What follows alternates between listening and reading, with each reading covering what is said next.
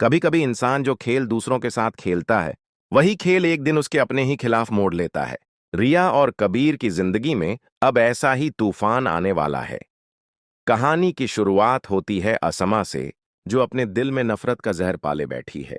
उसकी एक ही कोशिश है, किसी भी तरह से अपनी बहन रिया को कबीर से अलग कर देना। वो चाहती है कि कबीर को पूरी दुनिया में शर्मिंदा कर सके, ताकि हर कोई उसे ताने मारे कि वो अपनी बीवी को संभाल नहीं पाया, कि उसमें मर्दानगी की कमी है। असमा ये अफवाह फैलाती है कि कबीर में वो ताकत ही नहीं कि वो बाप बन सके। और यही बात जब लोगों की जुबान पर आती है, तो कबीर के लिए जिंदगी जहन्नुम बन जाती है। लेकिन किस्मत का खेल देखिए, एक दिन अस्मा को कुछ ऐसा पता चलता है जो उसकी सारी योजना को उल्टा कर देता है। उसे पता चलता है कि रिया तो मां बनने वाली है। ये बात उसके पैरों तले जमीन खींच लेती है। जिस बात का ताना वो कबीर को दे रही थी, वही बात अब उसके गले की फांस बन चुकी थी। अब असमा की सारी चालें बेकाम हो गई थीं।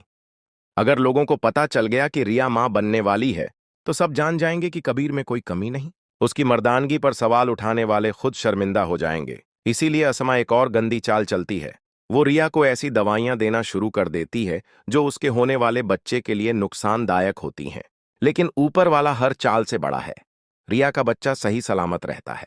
उधर कबीर, जो पहले बदला लेने के इरादे से भरा हुआ था, जब उसे पता चलता है कि रिया उसके बच्चे की मां बनने वाली है, तो उसके दिल का सारा गुस्सा पिघल जाता है। उसके अंदर का बाप जाग जाता है। वो सोचता है कि रिया से चाहे जितनी भी नफरत हो, लेकिन अपने बच्चे से वो दूर नहीं रह सकता। जब ये बात कबीर की मां माबिना को पता चलती है, तो उसकी खुशी का ठिकाना नहीं रहता। वो तो बरसों से चाहती थी कि उसके घर में कोई वारिस आए, और अब जब ये खुशखबरी मिली तो उसने ठान लिया कि वो रिया को हर हाल में वापस लाएगी, चाहे इसके लिए उसे असमा और सिकंदर के पांव ही क्यों ना पकड़ने पड़े। लेकिन असमा इतनी आसानी से हार मानने वालों में से नहीं थी। अब वो रिया के दिल में जहर भरती है। कहती है, यही तो वक्त है हमारे दुश्मनों को चोट देने का। कबीर ने हमारे अब्बू को छीना, अब हम कबीर के बच्चे को छीनेंगे, हिसाब बराबर।